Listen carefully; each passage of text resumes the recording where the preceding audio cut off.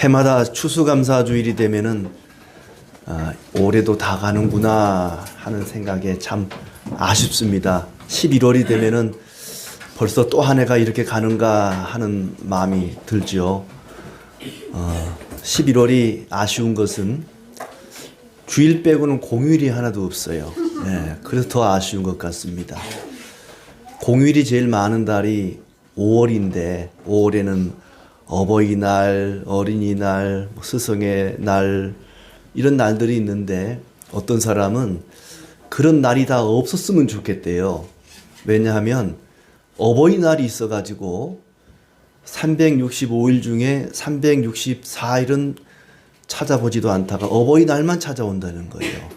어버이날만 효도를 하니까 그러면 어버이날을 없으면 좋겠다. 또 어린이날만 어린이를 생각하니까 어린이날을 없애야 1년 내내 어린이를 생각하지 않을까 하는 얘기도 있고, 스승의 날도 마찬가지고, 교회에서 지키는 절기도 그렇습니다.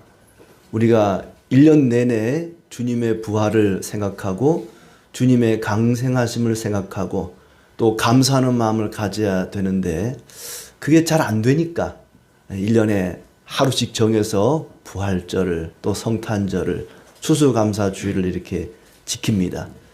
이마저도 없으면 다 잊어버릴까 봐 이렇게 1년에 하루씩 날을 정해놓는 것이지 이 날만 감사하는 게 아닙니다. 부활절만 주님의 부활 생각하는 거 아니고 성탄절만 주님의 강생하심을 생각하는 게 아니고 1년 내내 주님의 강생하심과 부활과 은혜에 감사하는 그런 삶이 그리스도인들의 삶입니다. 오늘 추수감사주일이라고 해서 오늘만 감사할 게 아니라 1년 내내 범사에 감사하는 우리의 삶이 되기를 바랍니다. 드라마나 영화를 보면은 요즘은 프롤로그나 에필로그가 참 많이 사용이 되는 것 같아요. 이제 드라마를 시작할 때 그 배경 또 도입 부분을 이제 프롤로그라 하고 이제 맨 마지막 부분에 이야기가 다 끝난 다음에 그 다음에 어떻게 되었을까 하는 이야기를 에필로그로 많이 보여주는데 요한복음은 그 프롤로그와 에필로그가 다 있습니다. 그러니까 요한복음 1장은 요한복음 전체 배경을 설명을 해주고 있습니다. 예수님께서 창조주로서 하나님의 아들이시고 그리스도이시다 하는 것을 먼저 이야기를 하고 시작합니다. 그리고 이제 이야기는 20장에서 끝이 나고 21장은 에필로그와 같습니다. 에필로그라는 것은 그 이후의 이야기가 어떻게 되었는가, 백설공주가 왕자님과 행복하게 살았다더라 이렇게 끝나지 않고 그 뒤에 어떻게 되었을까 사람들이 궁금해할 거 아니에요. 바로 그 얘기가 에필로그 아니겠습니까? 예수님께서 부활하셨는데 그 부활하신 이후에 어떻게 되었을까 궁금해하는 사람들을 위해서 이 21장이 기록되었다고 볼 수가 있죠. 예수님께서 부활하신 다음에 배신자인 베드로를 찾아가서 그를 다시 회복시켜주고 교회 일꾼으로 사명자로 세우는 이야기가 21장에 등장하고 있습니다. 예수님께서 제자들에게 말씀하셨죠. 내가 부활하거든 갈릴리에서 우리 만나자. 약속 장소를 갈릴리로 정했습니다. 그래서 제자들이 갈릴리로 간 거예요. 원래 그들이 생활하던 터전이 갈릴리였죠. 갈릴리 해변에서 호수에서 고기 잡아 먹고 살던 사람들이 제자들 아니겠습니까? 그 가운데 7명의 제자들을 갈릴리에서 만나게 됩니다. 그들은 갈릴리로 가기는 갔지만은 예수님을 만나지는 못했습니다. 너무 무료하고 따분해서 얘들아 나 고기 잡으러 가야겠다. 전직이 어부들이니까 베드로가 나서서 나 이제 고기 잡으러 가야겠다라고 나섭니다. 그러자 다른 제자들도 나도 가겠소 하고 따라 나선 것이 7명의 제자들이 고기를 잡습니다. 밤새 그물질을 했는데 날이 새도록 한 마리도 잡지를 못한 거예요. 그때 주님께서 나타나셨습니다. 해변에 나타나셔서 얘들아 고기를 좀 잡았느냐 물었더니 한 마리도 못 잡았습니다 라고 답을 하는 거예요. 그때까지도 제자들은 해변에 서 계시는 그분이 예수님인지를 몰라봤습니다. 그러자 이분이 배 오른편에 그물을 던져봐라 했더니 제자들이 그물을 던졌어요. 얼마나 고기가 많이 잡혔는지 그물을 끌어올릴 수도 없을 정도로 그렇게 고기를 많이 잡았습니다. 그때 요한, 이 글을 쓰고 있는 사도 요한이 예수님을 알아봤습니다. 오! 주님이시다. 주님이시다. 그 순간 베드로가 뭐라고? 주님이 나타나셨다고? 옷을 벗고 있었는데 겉옷을 대충 두르고 물속으로 뛰어듭니다. 그리고 주님께로 막 나아가는 것입니다. 주님! 하고 주님께로 나아가는 거예요. 자, 그러자 주님께서 해변에서 숯불을 피우고 숯불 위에다가 생선을 굽고 떡을 굽습니다. 제자들이 뭐가 필요한지 아신 거죠. 밤새 고기 잡느라고 얼마나 추웠겠습니까? 따뜻한 숯불을 피워놓고 또 얼마나 배가 고프겠습니까? 떡과 생선을 구워 놓습니다.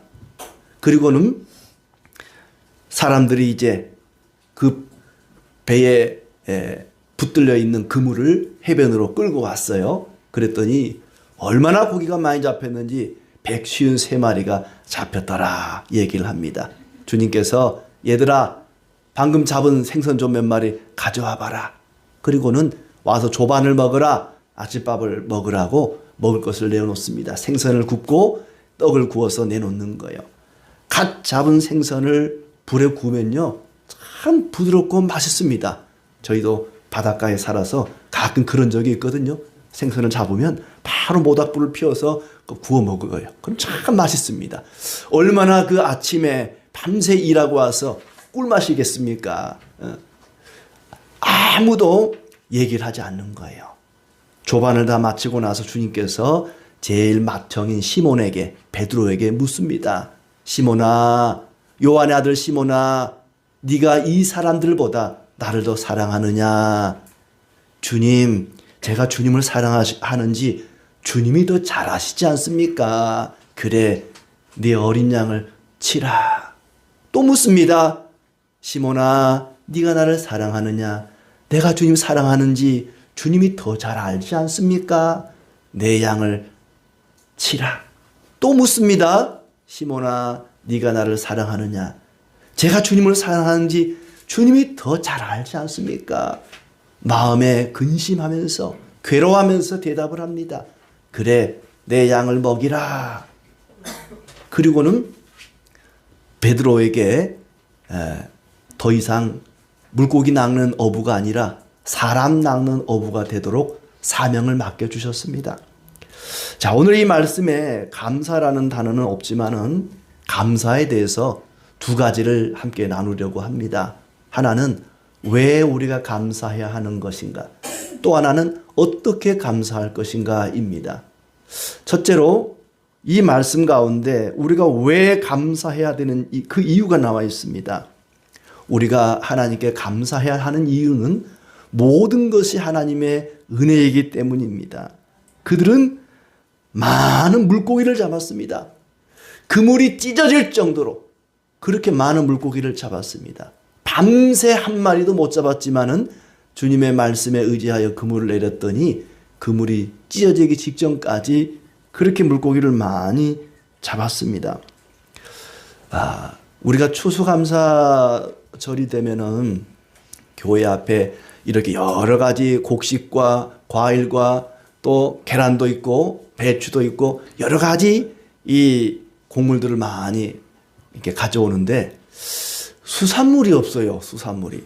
명태나 조기나 꼴뚜기나 하다못해 무슨 조개라도 수산물, 축산업자는 그래도 계란 갖고 왔으니까 인정해줘요. 근데 수산업자들은 뭘 갖고 온 건 없어요. 붕어빵 장수는 수산업 아닙니다. 예. 또 다음에 또 붕어빵 갖다 놓지 마시고. 아무튼, 제가 이렇게, 저희는 이제 섬이니까, 내륙에서는 농사를 짓고, 밖에서는 고기를 잡거든요. 농사 짓는 사람들보다 고기 잡는 사람들이 훨씬 부자예요. 또 일도 쉬워요. 이 곡식을 가져오기까지는 씨앗을 심고 농약도 치고 김도 뽑아줘야 되고 얼마나 노력이 많이 들어가는지 몰라요. 그런데 고기 잡는 사람들은 씨를 안 뿌리잖아요. 그냥 그물 던져가지고 끌어올리면 다 내 거 되는 거예요. 그러니까 뭐 이웃집에 뭐 누구네는 하루아침에 가서 집 한 채 값을 뭐 고기를 잡았느니 막 그런 얘기도 있었거든요. 근데 이 고기 잡는 것도 사실 쉬운 건 아니에요. 가끔 친구들 따라가서 이게 그물질을 해보면요. 와, 이게 보통 일이야. 이게 바다를 막 끌어올리는 그런 느낌이에요. 이 그물 손질하는 것도 이게 보통 일이 아니거든요. 그냥 가서 고기만 건져오는 게 아니더라고요. 그 과정도 굉장히 힘들어요. 근데 그 고기 잡는 게 이게 다 하나님 은혜로 잡히는 겁니다. 하나님께서 그들이 그물을 던질 때 그곳에 고기가 모이게 하시고 그 모여있는 고기들이 그 그물 속으로 들어가게 하시고 그 고기의 생선의 주인이 주님이시고 주님이 그렇게 많은 생선을 잡히게 하지 않았습니까? 그렇게 많은 생선을 잡히게 했으면 이렇게 추수감사절 때 한 마리씩 갖다 놔야 되는데 그게 없어서 좀 이상하다 그 얘기입니다. 아무튼 제자들이 그물을 던져서 생선을 많이 잡았습니다. 그게 하나님의 은혜지요. 자기들의 노력으로는 한 마리도 못 잡았는데 주님의 말씀에 의지하여 그물을 내렸더니 그렇게 많은 생선을 잡았습니다. 그리고 찢어지지는 않았다 그랬어요. 누가복음 5장에 보면은 제자들이 처음 부름 받을 때도 똑같은 일이 있었거든요. 깊은 곳에 그물을 내려라 했더니 내렸더니 엄청나게 물고기가 많이 잡혔어요. 근데 누가복음 5장에는 보니까 그물이 찢어졌더라 그랬어요. 그때는 그물이 찢어졌는데 이번에는 그물도 안 찢어졌어요. 찢어지기 직전까지 간 거예요. 그게 엄청난 고기를 많이 잡았는데도 그물이 찢어지지 않도록 하신 것도 그것도 하나님 은혜다는 얘기입니다. 우리가 살아가는데 열심히 노력하고 그물을 던져 얻은 모든 것들이 다 하나님 은혜입니다. 일을 할 수 있는 일자리 주신 것도 하나님 은혜고 일할 수 있는 건강을 주신 것도 하나님 은혜고 모든 것이 하나님 은혜이므로 우리는 감사해야 합니다. 또 하나는 일용할 양식을 주신 것도 감사할 일입니다. 주님께서 그들이 뭐가 필요한지 너무나 정확하게 알고 계셨습니다. 그들을 위해서 숯불을 피우고 생선과 떡을 준비하셨어요. 아침 식사를 준비해 놓은 것입니다. 일용할 양식을 준비해 놓은 거예요. 주님께서 제자들을 위해서 그들이 얼마나 추울까, 얼마나 배고플까 이미 다 아시고 그들을 위해 이 귀한 것들을 준비해 놓으셨습니다. 그러니까 제자들은 배반자들 아닙니까? 배신자들 아니겠습니까? 한 놈도 남지 않고 심지어 베드로까지 주님 모른다고 3번씩이나 부인하고 도망간 배신자들입니다. 그 배신자들을 위해서 이 나쁜 놈들, 못된 놈들 욕바가지를 퍼부어도 시원찮을 판에 그들을 위해서 일용할 양식을 아침 식사를 준비해 놓으셨다는 것입니다. 그것이 은혜지요. 매일매일 먹을 것을 주시고 그걸 먹을 수 있는 건강한 치아를 주시고 먹을 수 있는 식욕을 주신 그것도 역시 하나님의 은혜입니다. 어제 잠깐 TV를 보는데요. 저 아프리카 남수단에 그 난민들도 아니고 목축업자들인데 물이 없어요. 물이 없어. 그래가지고 머리를 어떻게 감는가 했더니 소가 앉아있다가 일어나면 오줌 쌀 시간이 있는데 안 돼요. 그걸. 그리고 소가 오줌을 쌌는데 거기다가 머리를 감더라고. 어이 시원하다 하고. 그게 일상이래요. 그래서 제가 이제 앞으로는 머리 감을 때마다 감사해야겠다. 하나님 이 맑은 물을 주셔서 감사합니다. 매일 아침 양치질을 하고 머리를 감고 세수를 할 수 있는 것만도 감사할 일입니다. 매일매일의 일상이 참으로 감사할 일입니다. 그런데 예상치 못한 그런 풍족한 생선을 얻은 것도 감사한 일이고 매일매일 일용할 양식을 주신 것도 감사한 일이지만 또 하나는 실패도 하나님의 은혜라는 것입니다. 그들은 밤새 한 마리도 생선을 잡지를 못했습니다. 5절 말씀 보니까 주님께서 묻습니다. 얘들아 너희에게 고기가 있느냐 대답하되 없나이다.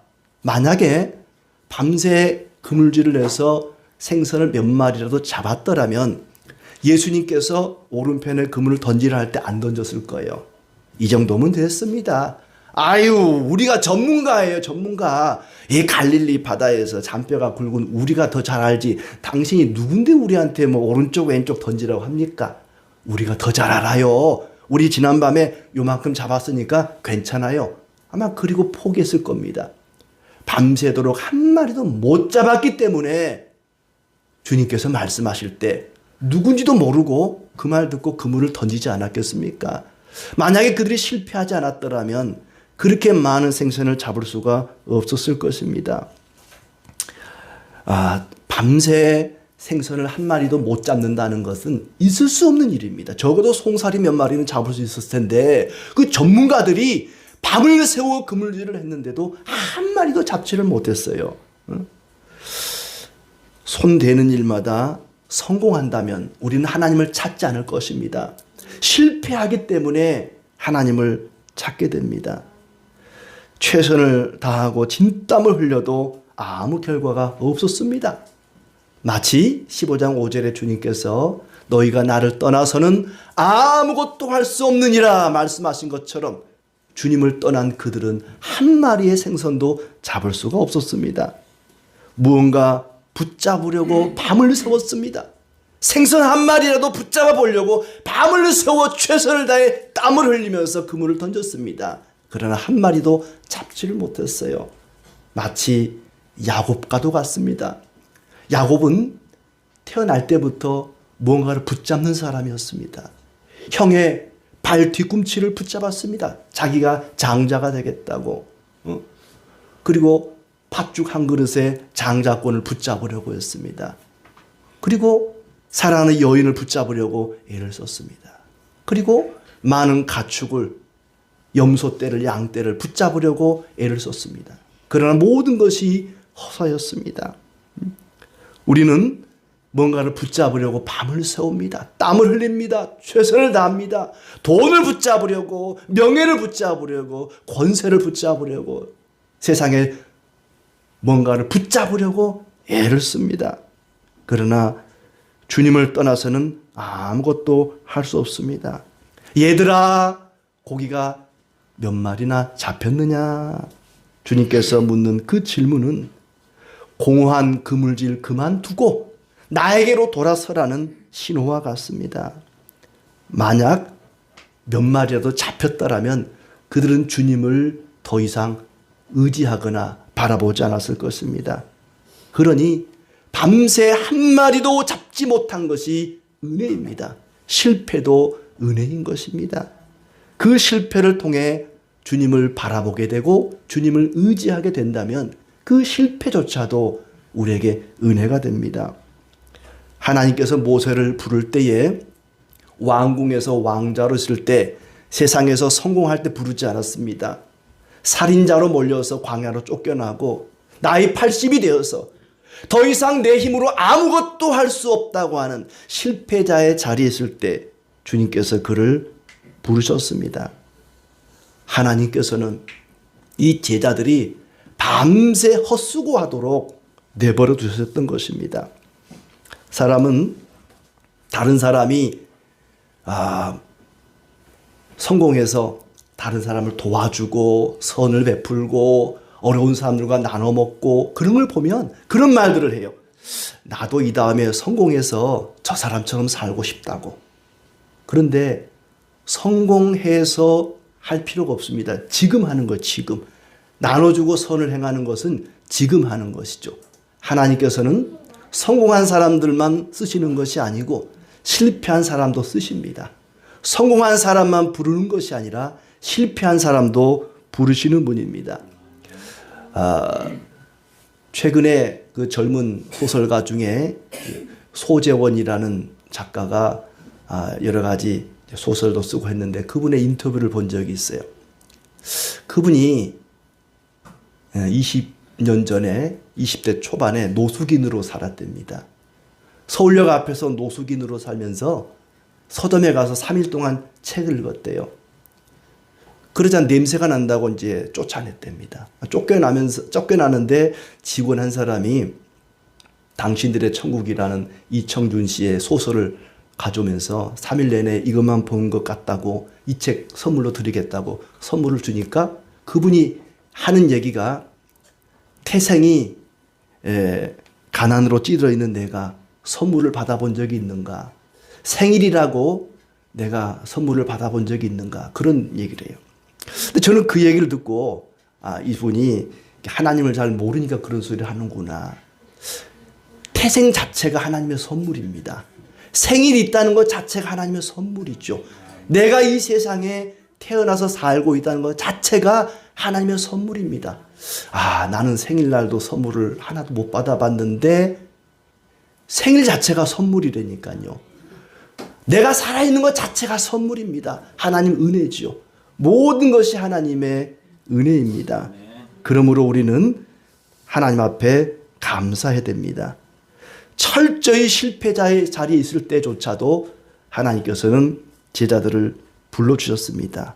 예상 밖의 성공을 거둘 때에도 은혜인 줄 알고 감사하고, 실패할 때에도 그것조차도 하나님 은혜인 줄 알고 감사하며 살아가는 여러분 되시길 바랍니다. 또 하나 생각할 것은, 그럼 어떻게 감사를 해야 될 것인가? 우리가 말로만 하나님 감사합니다 하고 감사헌금을 드리고 또 여러 가지 곡식을 갖다가 드리면 그게 감사하는 것인가? 감사는 사랑으로 구체화될 때 그것이 진정한 감사가 됩니다. 사랑으로 감사하는 것입니다. 사랑하는 사람은 늘 함께 있고 싶어 하지요. 예수님께서 해변에 서 계신 걸 알고 베드로는 옷을 두른 채 순식간에 호수 속으로, 물속으로 뛰어듭니다. 정광석화와 같이 주님 앞으로 뛰어가는 것입니다. 막 수영을 해갔겠죠. 빨리 주님을 1초라도 더 빨리 주님을 만나고 싶었습니다. 그렇게 물속으로 뛰어들고 주님 앞에 가기를 원했습니다. 주님과 함께 있기를 원했습니다. 주님께서 베드로를 보시고, 베드로야, 너는 나를 믿는 신자이고 너는 배신자다. 이 배신자야, 이 배신자 같은 놈아, 그렇게 책망하지 않습니다. 너 왜 나를 배신하니? 왜 너는 나를 모른다고 3번씩이나 부인했느냐? 그렇게 따지지도 않습니다. 네가 이 사람들보다 더 나를 사랑하느냐? 네가 이 사람들보다 나를 더 사랑하느냐라고 묻습니다. 이 사람들보다, 여기 있는 사람들보다 나를 더 사랑하느냐? 그런데 사람들보다라고 하는 이 단어의 각주를 보니까 뭐라고 되어 있죠? 또는 것들보다라고 되어 있습니다. 이 사람들보다 또는 이것들보다, 그 말입니다. 시몬아, 이 사람들보다, 이 사람들을 사랑하는 것보다 나를 더 사랑하느냐? 아니면 이것들, 방금 잡은 153마리의 생선보다 나를 더 사랑하느냐 하는 질문입니다. 그리고 네가 가지고 있는 이 배와 그물과 어구들보다 나를 더 사랑하느냐? 이것들보다, 이것은 방금 잡은 생선일 수 있고 그들이 고기 잡는 데 사용하는 배와 그물일 수도 있습니다. 이것들보다 나를 더 사랑하느냐? 세상에 있는 이 물질, 명예, 권세, 이 세상에 있는 것들보다 나를 더 사랑하느냐라는 질문입니다. 밤새서 땀 흘려 눈물을 흘려가면서 붙잡으려고 했던 그것들보다 나를 더 사랑하느냐는 질문입니다. 네가 평생 아끼고 사랑하고 붙잡으려고 애썼던 이것들보다 나를 더 사랑하느냐. 사랑이라는 말에는 3가지가 있다 그러죠. 헬라어에는 에로스, 부부간의 사랑입니다. 남녀간의 사랑입니다. 그리고 이제 필리아, 우정이 있죠. 우정, 친구간의 사랑입니다. 그리고 아가페, 조건 없는 사랑이죠. 부모가 자녀를 사랑하는 아무 조건 없는 사랑입니다. 어떤 환경과 상황에 따라 변하지 않는, 바뀌지 않는 그런 사랑이죠. 아가페의 사랑, 어떤 경우에도 흔들림 없는 그런 사랑입니다. 주님께서 시몬에게 묻습니다. 네가 나를 이것들보다, 이 사람들보다 더 아가페 하느냐, 더 사랑하느냐라고 묻습니다. 시몬은 그 질문에 내가 주님을 사랑하는 줄 주님 아십니다 할 때 그 사랑은 필리아로 대답을 합니다. 주님, 제가 무슨 주제로 아가페로 사랑하겠습니까? 그저 친구를 사랑하는 우정 정도로밖에 주님을 사랑하지 못합니다. 그걸 주님 아시지 않습니까? 두 번째 또 묻습니다. 네가 아가페 사랑으로 나를 사랑하느냐? 두 번째도 똑같이 필리아로 대답합니다. 주님, 저는 주님이 저를 사랑하는 것처럼 그렇게 조건 없는 사랑을 할 수가 없습니다. 그냥 친구 간의 사랑 정도로밖에 사랑할 줄 못합니다. 그걸 아시지 않습니까? 세 번째 주님이 물을 때는 필리아로 묻습니다. 필레스 메 하면서 네가 나를 사랑하느냐? 네가 나를 친구 정도로 사랑하느냐? 예, 제가 필리아로 사랑합니다. 아마 이 베드로가 생각할 때는 3년 동안 주님을 따라다니면서 말씀을 들어놓고 주님 모른다고 배신했습니다. 부인했습니다. 제가 그러고도 어떻게 주님을 무조건적으로 사랑한다는 말할 수 있겠습니까? 저는 주님을 사랑합니다. 그런데 세 번째 대답을 할 때 근심하며 얘기했다 그렇습니다. 근심했다. 이 근심이라는 말은 17절에 베드로가 근심하여 이르되, 이 근심했다는 말은 가슴이 찢어지도록 아팠다는 거예요. 주님, 너무너무 가슴이 아픕니다. 제가 주님을 그렇게 무조건적으로 따랐어야 되는데 제가 상황에 따라 환경에 따라 그 사랑이 변하고 말았네요. 제가 주님을 진정으로 사랑하지만 어찌 감히 아가페 사랑으로 사랑한다고 말할 수 있겠습니까? 저는 정말 못된 놈입니다. 나쁜 놈입니다. 제가 주님을 진정으로 사랑하지만 그 사랑한다는 것을 증명할 방법은 없습니다. 하지만 제가 주님을 사랑한다는 것만큼은 알아주십시오. 기억해 주십시오. 저의 진심을 주님 앞에 내어놓습니다. 주님 앞에 사랑을 고백합니다. 베드로는 필리아로 사랑한다고 말했지만, 그저 친구 간의 우정 정도로만 사랑한다고 말했지만, 그는 아가페로 주님을 사랑하는 사람이었습니다. 18절에 보면은 베드로가 어떻게 죽을 것을 말씀했죠. 네가 젊어서는 띠띠고 스스로 원하는 곳으로 다녔지만 늙어서는 네 팔을 벌리리니 남이 내게 띠띠우고 원하지 아니하는 곳으로 데려가리라. 베드로는 결국 주님을 위해서 목숨을 내어놓는 순교자가 됩니다. 그렇게 가장 자기가 아끼는 것을 주님 앞에 내어놓습니다. 사랑하는 사람은 가장 귀한 것을, 가장 아끼는 것을 드리는 사람입니다. 젊어서는 자유롭고 평화롭게 다녔지만 이제 장차 띠를 띠고 원하지 않는 곳으로 끌려다니면서 결국에는 팔을 벌려 십자가에 죽게 될 것을 말씀하셨고 그대로 되었습니다. 이것이 진정 감사하는 사람의 삶이죠.